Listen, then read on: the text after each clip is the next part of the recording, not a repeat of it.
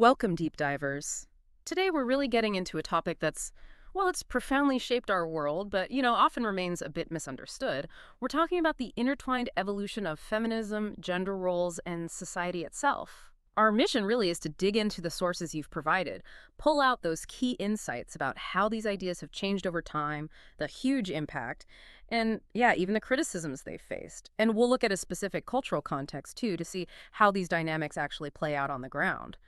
Our material today comes from excerpts titled Feminism, Gender Roles, and Societal Evolution. Gives a really solid overview. It really does. And solid's a good word because, the basic idea, equality, it sounds simple. But putting it into practice, that sparked, well, centuries of debate and change. Understanding this stuff isn't just academic, is it? It's pretty essential for anyone trying to make sense of the world today. The nuances are just so important. Absolutely. So maybe let's start right at the beginning. Feminism. What, at its heart, is it really about? The source defines it as basically advocating for women's rights and gender equality, aiming for the same opportunities, same treatment for women and men everywhere. Sounds straightforward, like you said, but its journey hasn't been simple at all, has it? How did these efforts actually take shape? Right, and that's where thinking about these ways is super helpful. It's fascinating, really. This goal, equality, it evolved through these really distinct phases. Each one tackled different aspects of inequality, often kind of building on what came before or maybe what the previous wave missed. Yeah. So the first wave, think roughly 18th century into the early 20th, that was primarily about locking down basic legal rights. Things like the huge fight for the right to vote, suffrage and the right for women to own property. These were massive challenges to how things had been for centuries. Okay, so foundational legal stuff first. Exactly. Then, once some of those legal barriers started to fall, you get the second wave, say 1960s, 70s. This wave, it shifted focus. It looked at broader social issues, things like reproductive rights, actual equality in the workplace, not just getting hired, and really starting to question those traditional gender roles that kind of boxed everyone in. Right. The stuff beyond just the law books. Precisely. Then, moving into the 90s, we see the third wave rising. This wave really emphasized inclusivity. It recognized that, hey, women's experiences aren't all the same. So it aimed to bring in diverse groups, women of color, LGBTQ plus individuals, broadening the whole conversation and questioning earlier ideas about a single woman's experience. Became more representative. Yeah. And now we're kind of in the fourth wave, this phase. It's heavily driven by online activism, social media. The focus now includes things like sexual harassment, body image, and this really crucial concept, intersectionality, which is basically acknowledging how different parts of your identity, race, class, gender, sexuality, they all combine to create unique kinds of discrimination or privilege. So, like, understanding that a black woman's experience is different from a white woman's because race and gender are both at play. Exactly that. It forces us to look beyond just one single issue. This wave is pushing for, maybe, deeper social and cultural shifts, not just legal changes. It's really compelling how each wave sort of addressed the blind spots of the one before it, constantly expanding what equality even means. What's the big takeaway from looking at these waves? Maybe about how social movements work generally. Maybe that change is rarely, a straight line. Each wave, different focus, sure, but they all build on this core demand for autonomy, for respect. It shows that progress isn't just about ticking off specific rights won. It's this continuous reevaluation of what fair actually means, and crucially, who gets to decide that. It's like a constant recalibration. That makes a lot of sense. And these waves, they weren't just discussions, right? They drove huge social, political changes, reshaped things. The source talks about 8 key features and their results. What are some of the most striking changes that you see coming directly out of these movements? Well, when you list them out, it's pretty remarkable how widespread the influence has been. It's not just women's lives, it's the whole societal fabric, boardrooms, bedrooms, everything. Let's maybe touch on a couple that show that breadth. Yeah. So advocating for equality, that was obviously key to getting women the vote. Suffrage, that fundamental democratic right, that's massive. Foundational, yeah. And then something maybe less obvious but incredibly powerful, challenging gender stereotypes. The source links this directly to big advances in reproductive rights, wider access to contraception, abortion services. Yep. This wasn't just about healthcare per se. It was about control over your own body, your life path, autonomy. Wow, that link between challenging stereotypes and reproductive autonomy, that's really powerful. It feels like a huge jump from ideas to something so fundamental. Are there other results that really stand out to you, showing how deep these changes go, maybe in ways we don't always think about? Oh, definitely. The source mentions encouraging gender role fluidity. Basically, the idea that those old expectations about what men should do and what women should do are becoming less rigid. Yeah. And that's led to real changes in how workplaces operate.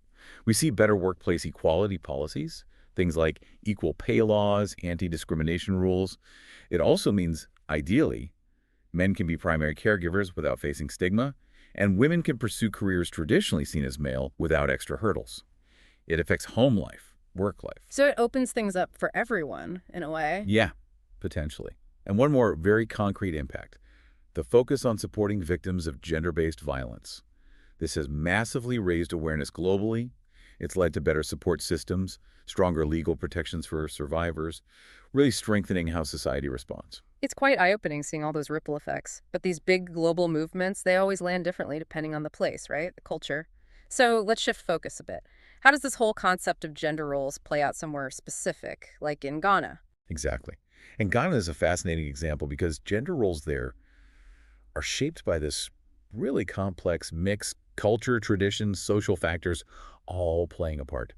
Traditionally, you often see men viewed as the main breadwinners, the decision makers, and women, historically, more responsible for domestic duties, raising children, managing the household. Okay, the traditional split.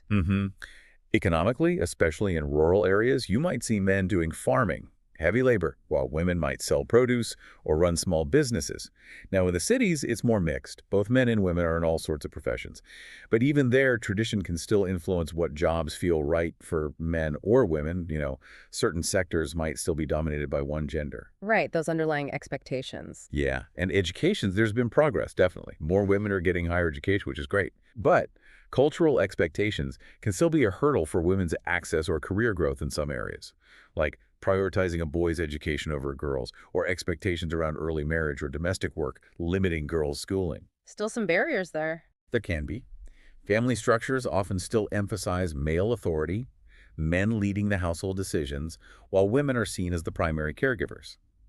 Religion plays a role too. Traditional beliefs, Christianity, Islam, they all shape expectations about women's roles, maybe in religious life or community activities. Politics. Well, women's participation is up, which is positive. Yeah. But leadership roles, still mostly men. And there are efforts to improve that balance, but it's an ongoing thing. And critically, you've got all these cultural norms varying between different ethnic groups in Ghana that kind of reinforce these roles day to day and shape how people think about equality. So it's quite layered. Very. And it's important to say these roles are changing. Modernization, globalization, they have an impact. But those traditional influences, still very significant. It's a society really navigating that balance between tradition and change. What's really interesting there is how these big kind of universal ideas about gender roles become so specific and deeply rooted when you look at a particular culture. You really see the universal concept getting shaped by the unique local context. Makes you think about how culture shapes things in our own backyards, too. Absolutely. And that complexity leads us to another crucial part of this whole discussion, the criticisms and counterarguments around feminism itself. Like any big movement that shakes things up, feminism has faced pushback, critiques. And it's really important to understand those for a full picture. The source outlines several arguments against it, and we should just lay them out impartially. Okay. What's interesting is a lot of these critiques seem to come from this feeling of, like, imbalance. The idea that pushing for one group might leave another feeling overlooked. For instance, some critics argue that the focus on boosting gender equality in education has maybe, perhaps unintentionally, created policies that favor female students. And this could potentially put male students at a disadvantage regarding, say, academic support or certain opportunities. It extends to jobs, too. While feminism championed getting more women into all sorts of professions, some critics say it hasn't focused enough on the challenges men face in fields where they're underrepresented. Things like nursing or primary school teaching. So a concern about maybe a perceived zero-sum game in some spots, that helping one group automatically hurts another. That seems to be the underlying worry in some critiques, yeah.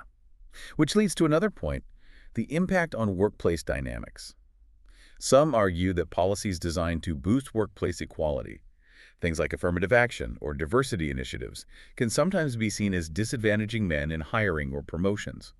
It's about how those policies are perceived on the ground. the implementation aspect. Right. And then there's the criticism that maybe in challenging traditional gender roles, feminist efforts might accidentally devalue or ignore roles historically linked with men, leading to maybe less appreciation or support for those roles. Okay. This often connects to another perception, that feminist conversations tend to focus heavily on female experiences of discrimination or violence, which, critics argue, can sometimes push discussions about male victims, say, of domestic violence or facing mental health crises to the sidelines. Right. The what about the men argument comes up there. Exactly. And finally, the source mentions just general cultural and societal backlash. The rapid changes feminism calls for can, understandably sometimes, trigger resistance from parts of society that aren't ready or willing to embrace them. And that can lead to conflict, division, rather than, say, productive dialogue. That is definitely a lot to take in. And it adds those layers of complexity we talked about. It really highlights where the conversations about gender, about equality, maybe still need to evolve or adapt, doesn't it? Understanding the full range of reactions when you challenge norms. So wow, we've gone from defining feminism, tracing its waves through history, looking at its huge impacts, zooming into gender roles in Ghana, and then exploring the criticisms the movement faces. It's been quite the journey. It really has. And I think it just underlines that this whole process, society evolving around gender roles, equality, it's absolutely ongoing. It's messy, multifaceted, always shifting. It's definitely not a closed book. There's always more to understand, more perspectives to consider. Absolutely. So thinking about all this, the history, the cultural specifics, the challenges, here's something to maybe leave you with. Yeah. Given this evolution and how differently gender roles play out and are challenged across cultures, how might really understanding these diverse perspectives change the way you look at the debates about equality happening right now in your own community or even globally?